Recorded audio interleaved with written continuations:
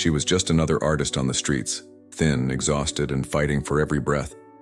Every day, Margaret set up her small booth in the middle of the city, hoping to sell just one painting, not for fame, not for ambition, but for something much simpler: to survive.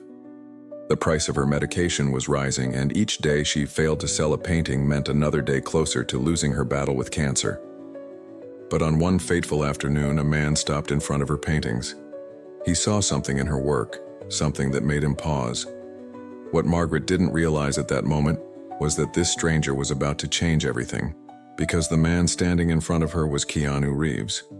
And what he was about to do would turn Margaret's desperate struggle into a story the world would never forget. Before we continue with this incredible story, let us know where you're watching from. And if you love stories like this, make sure to subscribe, because tomorrow we have another special story just for you. The city never slept. Billboards flickered endlessly, their neon light reflecting off the damp asphalt from the earlier rain. The sound of honking cars and hurried conversations echoed between towering buildings. For most people, it was just another ordinary night, another workday coming to an end. But for Margaret, every new day was a challenge, and every passing night was a cruel reminder that time was running out. Her body was exhausted.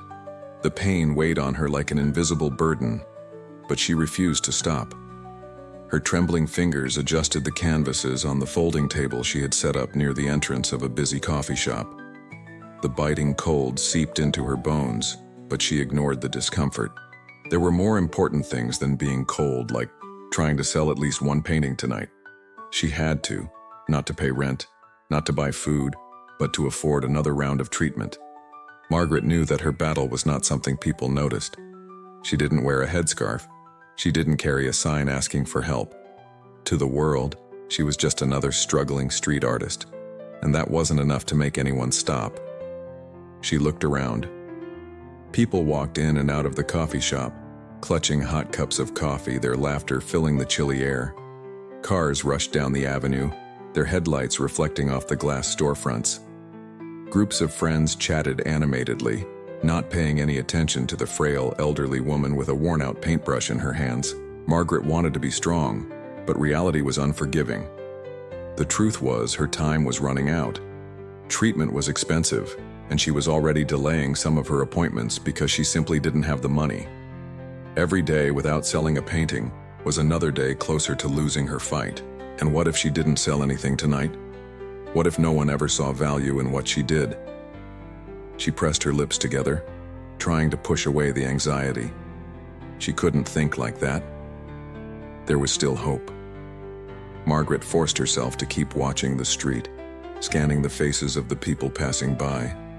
Most of them gave her artwork a quick glance before moving on, not even slowing their pace. She was used to it. But then he appeared. A man walked slowly down the sidewalk.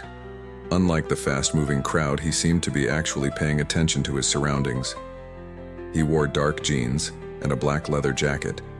His dark hair fell just past his shoulders, slightly messy, and he wore sunglasses, despite it already being night. He walked past her table, but after a few steps, he stopped. Margaret held her breath. The man turned his head slightly toward her, as if debating whether or not he should approach. Then, without rushing, he walked toward her booth. A chill ran down Margaret's spine. There was something familiar about him. She couldn't explain it, but a strange sensation washed over her, like she had seen him before. Somewhere. But where? He stopped in front of the paintings and pulled his hands out of his pockets, running his fingers along the edges of one of the canvases. "Did you paint all of these?" he asked, his voice calm but filled with curiosity. Margaret nodded. "Yes, they're all mine." He picked up one of the smaller canvases, examining it carefully. It was a painting of a young child sitting alone on a bench, an open book resting in her lap while the city lights flickered around her. The man's gaze lingered on the painting longer than most people's did. He wasn't just looking, he was seeing. "The way you use the light. It feels like the city is alive around her," he murmured. Margaret blinked, caught off guard. It was rare for someone to describe her art like that. "I like capturing moments of calm in the middle of chaos," she explained. "Sometimes it feels like the world is moving too fast, and I just want to freeze a moment that actually means something." The man stayed silent for a moment, as if absorbing her words. "That's powerful." Margaret felt warmth in her chest. She had never cared much for empty compliments, but this one felt real. She watched the way he held the canvas, his intense focus, and that familiar feeling only grew stronger. Margaret tried to be subtle, but she couldn't stop herself from studying him more closely. The shape of his face, the way he spoke, his presence. She was sure she had seen him before. Maybe at an art exhibit? No, impossible. He didn't seem like a typical art collector. On TV, maybe? In an interview? Or could it be? No. She pushed the thought away. That was crazy. And yet her heart beat faster. She wanted to ask. She wanted to know for sure. But what if she was wrong? What if he was just an ordinary man, someone who just happened to have a familiar face? She kept quiet. The man, however, placed the painting back, but didn't leave. Instead, he kept looking at her other canvases, as if trying to choose something. Margaret felt her breath quicken. She didn't know who he was, but deep down she had a feeling that tonight was going to be different. Then suddenly the man spoke again, his voice softer this time. "What's your name?" "Margaret," she replied. "Margaret Hayes." His head tilted slightly, and then realization flickered across his face. His lips parted, but he hesitated for a moment before speaking. "Mrs. Hayes?" His voice wavered slightly, as if the name carried a weight he hadn't expected. Margaret frowned. "Yes? Do I know you?" A slow smile spread across his face, one filled with warmth and nostalgia. He took off his sunglasses, revealing kind, familiar eyes. "It's me, Keanu Reeves." Margaret gasped. The world around her blurred for a moment as recognition hit her like a wave. Keanu Reeves, the quiet boy who once sat in the back of her English classroom, sketching in the margins of his notebook. The same boy who had struggled with reading but had a mind filled with stories. The boy she had encouraged, telling him he could be anything he wanted to be. And now that boy stood before her, no longer a struggling student, but a man who had become one of the most beloved actors in the world. Margaret's voice trembled. "Keanu?" He nodded, emotion glistening in his eyes. "Mrs. Hayes, I never forgot you, and I won't let you fight this alone." Margaret's breath hitched.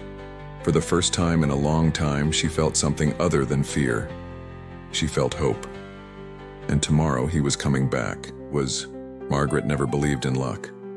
But when a mysterious customer shows up again the next day, she realizes that fate might have other plans, because the man standing in front of her was Keanu Reeves.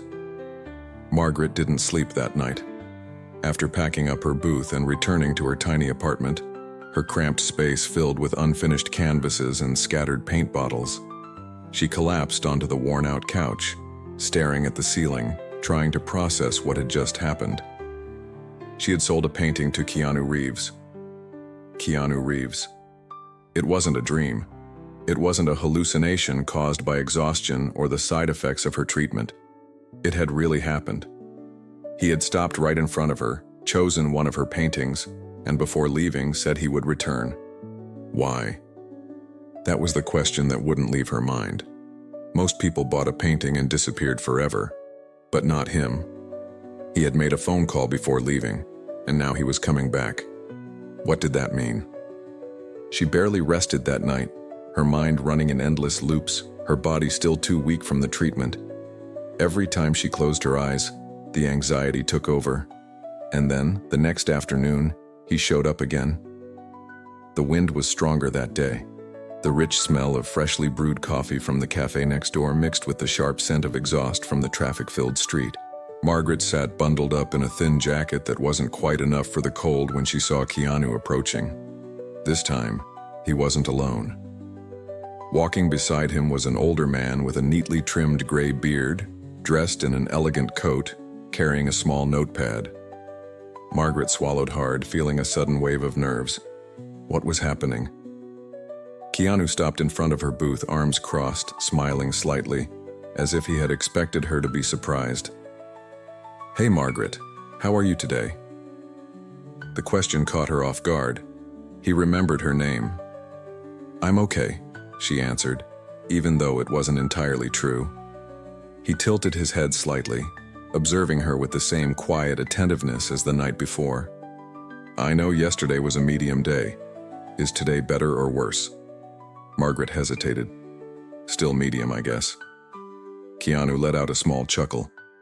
"Well, let's see if we can change that." He gestured toward the man standing beside him. "This is David. He works in the art world, curating and collecting. When I saw your painting yesterday, I knew I had to show your work to someone who actually understands it." Margaret's eyes widened. "What?" David extended a hand toward her in greeting. "Keanu called me last night. He told me he had come across an incredible artist on the street and that I needed to see your work." Margaret blinked, stunned. "You want to see my paintings?" David smiled. "I do. If Keanu says there's something special, I believe him." Margaret's stomach twisted with nerves as David began studying her canvases. He didn't just glance at them like most people did, he examined them. His eyes moved across each brushstroke, lingering on details as if he were absorbing the emotions behind them. After a few long moments, he looked up at Margaret and said, "Your colors are vibrant, but there's a deep melancholy in your work. Each painting feels like a story that words can't quite capture. There's something rare here." Margaret had no idea how to respond. Keanu beside him smiled as if he had already known this all along. "Told you," he said, glancing at David. The older man nodded. "Margaret, I'd like to introduce your work to some people, collectors, gallery owners." Margaret felt her heart race. "Galleries?" David shrugged. "I can't promise anything, but I think there's a market for what you do, and I'd like to help." Margaret didn't know what to say. For months she had been trying to sell her paintings just to cover her medical costs. She had resigned herself to the idea that her art would never be displayed in a real space, that it would always exist here, on the sidewalk, in the fast-moving streets, unnoticed by the world. And now suddenly someone was telling her that maybe, just maybe, her work had a place in the art world. All because of Keanu. She turned to him, still trying to understand why he was doing this. And as if reading her thoughts, he said, "I believe in people's talent, and I believe the right stories need to be told." Margaret felt a lump form in her throat. She wanted to say she wasn't sure she deserved this, that maybe there were better artists, but at the same time she wanted to believe that this could be real. She wanted to believe that there was still a future for her. So instead of doubting, instead of pushing it away, she took a deep breath and asked, "What do I need to do?" David smiled.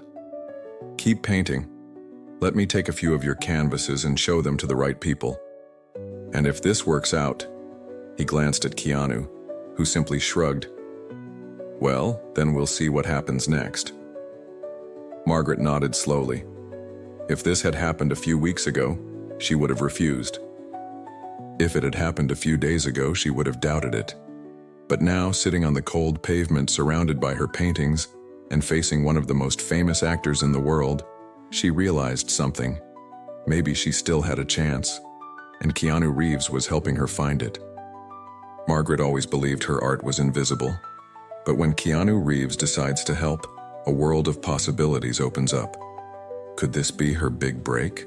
The following weekend, an exclusive art show was prepared, with Margaret's paintings on full display. The night was a stunning success. 5 of her paintings were sold. One piece in particular, a deeply expressive portrayal of solitude and light, was purchased for an astonishing $700,000. 2 others were bought for $300,000 each, solidifying Margaret's place as an artist of true talent and depth. As the evening came to a close, Margaret could barely process the life-changing turn of events. Tears welled up in her eyes as Keanu approached her with a warm smile. "I told you your work was special," he said softly. But Keanu had one more surprise. While Margaret was still overwhelmed by the art show's success, He revealed his plans to cover her entire cancer treatment. He had already arranged for her to receive the best medical care available, lifting the crushing weight that had loomed over her for so long. And as if that wasn't enough, he handed her the keys to a fully paid apartment. No longer would she have to worry about rent or the fear of losing her home. Margaret couldn't find the words. She simply wept, holding Keanu's hands, whispering endless thank yous. Keanu Reeves had done more than just change her life. He had saved it. Some heroes wear capes, others walk quietly among us, changing lives with kindness and generosity. Keanu didn't seek praise for his actions. He simply believed in doing good when he had the power to do so. His story is a reminder that true success isn't measured by wealth or fame, but by the impact we have on others. Because at the end of the day, the greatest gift we can give is hope. Thank you for watching. If you missed our last story, don't worry, I've got you covered. I'll leave it here for you to watch. Hope you enjoy it. Something shocking almost turned a beautiful 50th wedding anniversary celebration into a complete disaster at Lumiere Restaurant. All because of one reckless move by the restaurant manager. But what the manager didn't know is that someone very important was there that night. Someone who would turn the tables and change everything. Before we dive into this incredible story, grab your popcorn, get comfortable, and let me know in the comments where you're watching from. And if you love these kinds of stories, don't forget to subscribe and hit that like button, because tomorrow at 7 p.m. sharp, another thrilling story awaits you. An elderly couple, Elizabeth and Robert Hamilton, had been eagerly looking forward to their anniversary dinner for months. They were not wealthy, nor did they live in luxury, but for their 50th anniversary, they wanted a special evening, a simple meal in an elegant restaurant, something they had never been able to afford before. Elizabeth, with her silver hair neatly arranged in a bun, wore the pearl necklace Robert had gifted her on their first anniversary. Robert, despite his old, slightly worn-out suit, still carried himself with pride. His frail hands supported Elizabeth as they entered the opulent French restaurant in Los Angeles.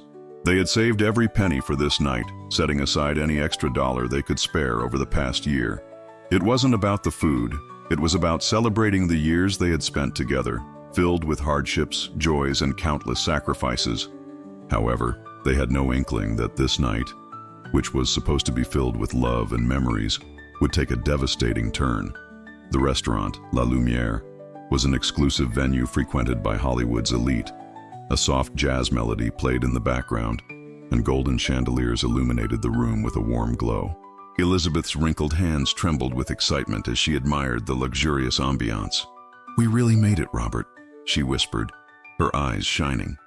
Robert smiled and squeezed her hand. "Yes, my love." A waiter, a young man with slicked-back hair and an impeccable uniform, approached their table. "Good evening and welcome to La Lumiere. May I bring you some wine to start?" Elizabeth hesitated. Wine was expensive. "Just water for me, thank you," she replied politely. Robert nodded. "The same for me." They studied the menu carefully. Even the cheapest dish was more expensive than they had expected, but Robert reassured her. "It's a once-in-a-lifetime dinner." They ordered a modest meal, just enough to enjoy the experience without overspending. However, when the bill arrived, their worst nightmare unfolded before them. The total was nearly double what they had calculated. Robert's hands trembled as he pulled out his wallet. Elizabeth's face turned pale. "This can't be right," she whispered. The waiter cleared his throat impatiently. "Sir, you ordered the filet mignon with truffle butter, and the lady had the lobster thermidor." Elizabeth's eyes widened. No, we ordered the chicken and pasta." The waiter smirked coldly. "That's not what I have written down." Panic rose in Robert. "There must be a mistake. We don't have that kind of money." A disdainful voice interrupted them. "If you can't pay, then why come here?" At the table next to them sat a tall, arrogant man in an expensive designer suit, Ethan Carter, the restaurant's manager. His gaze was filled with contempt. "People like you shouldn't even set foot in places like this," he sneered. "Trying to scam the restaurant, are you?" Elizabeth felt her chest tighten. "We didn't order those dishes. Please, there's been a mistake." Ethan crossed his arms. "If you can't pay, I'll have security throw you out." The eyes of the nearby patrons turned toward them. Some whispered among themselves, others watched with amusement. Robert felt a wave of humiliation wash over him. "We will pay for what we ordered, but not for something we didn't," he said firmly. But Ethan had no intention of listening. He snapped his fingers, and two security guards approached. Just as their night seemed doomed to end in shame, a deep voice cut through the tension. "Wait a moment." A man sitting a few tables away stood up. He was tall, with rugged features, and a commanding presence. The room seemed to freeze as people recognized him. Clint Eastwood. Elizabeth's eyes widened. "It's him," she whispered in disbelief. Even Robert was stunned. Clint walked over to their table, his gaze calm but unwavering. "What seems to be the problem?" Ethan stiffened. "This doesn't concern you, Mr. Eastwood." Clint ignored him and turned to Elizabeth and Robert. "Are you all right?" Elizabeth nodded slowly, still in shock. Robert hesitated before replying. "There was a mistake with the bill, but they won't listen to us." Clint glanced at the receipt and then at Ethan, his jaw tightening. "You're charging them for something they didn't order." Ethan scoffed. "It's the restaurant's policy, no exceptions." Without a word, Clint pulled out his wallet and produced a sleek black credit card. Without even looking at the bill, he said, "I'll pay for their dinner. In fact, I'll cover everyone's bill in this restaurant." A murmur of surprise spread through the restaurant. Ethan's confident expression wavered. "You can't just—" Clint cut him off. "Oh, I can, and I will." His voice was calm, but his authority was undeniable. "And while we're at it, I'd love to see the restaurant's policy on deceit." Elizabeth and Robert held hands tightly. What had seemed to be the worst night of their lives was taking an unexpected turn, and it wasn't over yet. The tension in the restaurant was palpable. Clint Eastwood stood tall, his sharp gaze locked onto Ethan Carter, the arrogant manager. Ethan, who was used to having the final say, was now visibly uncomfortable. The murmurs among the patrons grew louder, and some had even pulled out their phones, recording the unexpected scene. Elizabeth and Robert sat frozen, trying to process what was happening. Ethan's fingers twitched slightly. He had always been in control, dictating who belonged in his restaurant and who didn't. But this time was different. This time, it was Clint Eastwood. "I don't need to call the owner," Ethan finally said, straightening his posture. "I run this place." Clint raised an eyebrow. "Do you?" Ethan forced a smirk, though sweat had begun to form on his temple. "Yes, and if you want to pay their bill, that's fine. But don't lecture me about how I manage my restaurant." Clint exhaled slowly, shaking his head. "You really don't get it, do you?" Ethan scoffed. "Get what?" Clint gestured around the room. "These people came here for an experience, to celebrate, to enjoy a night out. And instead, they had to watch you treat an elderly couple like criminals over a simple mistake." There were murmurs of approval from the crowd. Some guests nodded in agreement. Ethan's face hardened. "I don't have to justify myself to you. This is my restaurant, and I run it the way I see fit." Clint tilted his head. "Even if that means lying, overcharging, taking advantage of people who can't fight back?" Ethan clenched his jaw.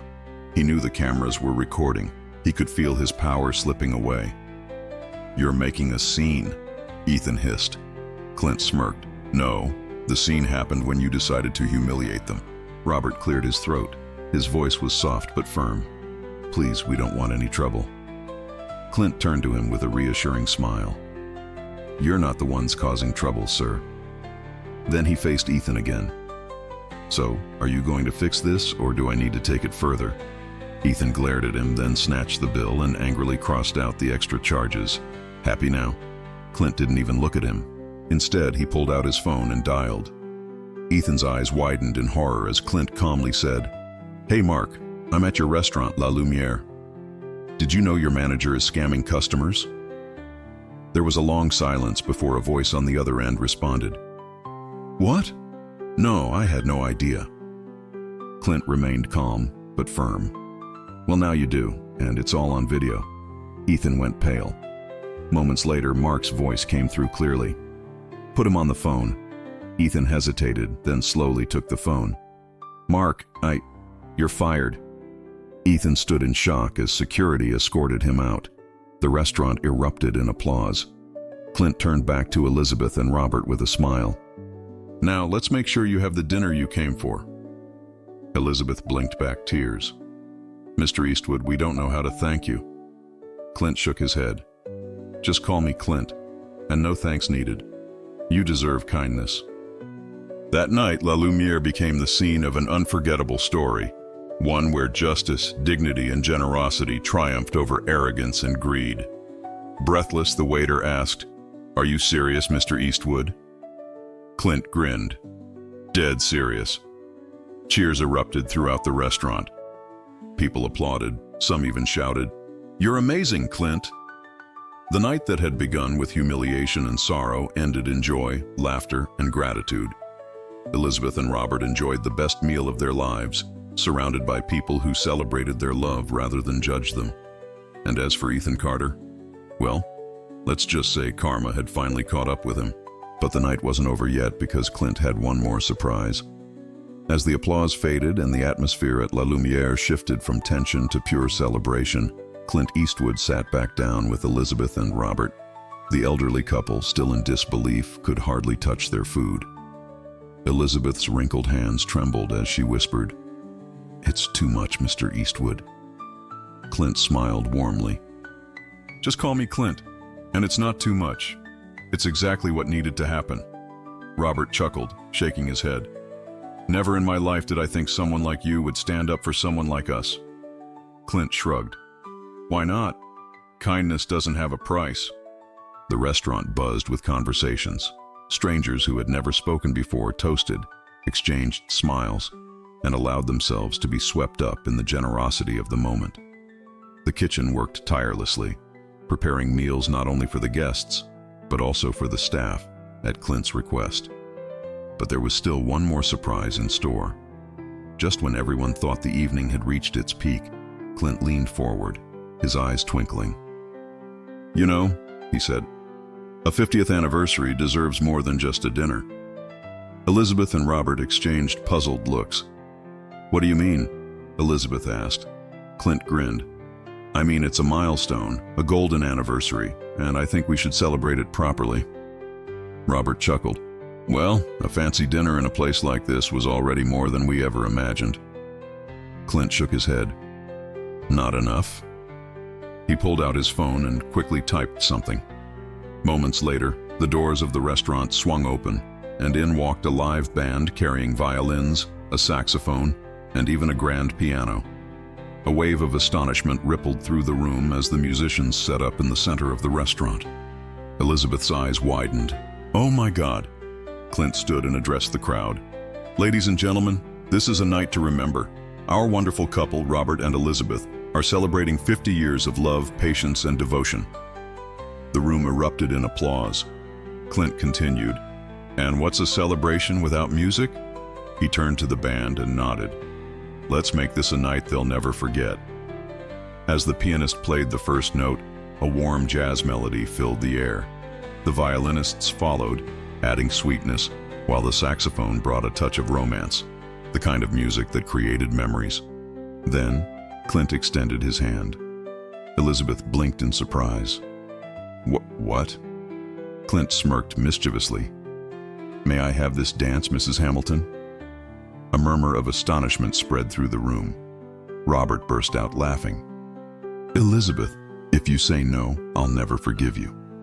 Elizabeth's cheeks flushed a deep red. She hesitated only for a moment before placing her hand in Clint's. The entire restaurant erupted in cheers as Clint led her to the dance floor with the grace of a true gentleman. He took her hand gently, placing the other lightly on her back. The music swelled, and they began to dance. Elizabeth hadn't danced in years, decades even, but in that moment, with Clint Eastwood guiding her every step, she felt young again. The restaurant staff watched in awe. Guests clapped to the rhythm, some even swayed in their seats. Robert wiped away a tear as he watched his wife, the love of his life, his partner, be swept up in the magic of the moment. Then Clint spun Elizabeth, making her laugh like a schoolgirl. The entire restaurant burst into joyful cheers. At the end of the song, Clint dipped her in a dramatic bow, receiving the loudest applause of the night. As he helped her back to her seat, She gasped for breath, still overwhelmed. "I don't think my heart can handle any more surprises," she chuckled. Clint winked. "Then you're really going to hate what's coming next." Elizabeth's mouth fell open as Clint handed Robert a small black envelope. "What's this?" Robert asked, staring at it in disbelief. "Open it," Clint encouraged. With trembling hands, Robert opened the envelope and then froze. Inside were 2 first-class tickets to Paris. Elizabeth gasped, her eyes welling with tears. "Clint." Clint nodded. "You've spent 50 years together. You deserve a honeymoon, don't you think?" Elizabeth covered her mouth, overwhelmed. Robert's lips trembled. "Clint, son, this is too much." Clint chuckled softly. "No, Robert, it's just right." Tears streamed down Elizabeth's face. The entire restaurant had gone silent, watching as the elderly couple clung to each other, overcome with emotion. Then Robert chuckled. "Well, looks like I'll have to renew my passport." The entire room burst into warm laughter. That night ended with love, warmth, and memories that would last a lifetime. Elizabeth and Robert had entered La Lumiere expecting a quiet dinner, but they left with full hearts, a second honeymoon, and a story the world would never forget. And as for Ethan Carter, the last anyone heard, he tried to find another job in the restaurant business. But thanks to the viral videos of his downfall, no luxury restaurant wanted to hire him. In the end, justice was served, and kindness won. Because in a world that can sometimes seem cruel and unfair, there are still good people, people like Clint Eastwood. Thank you for watching.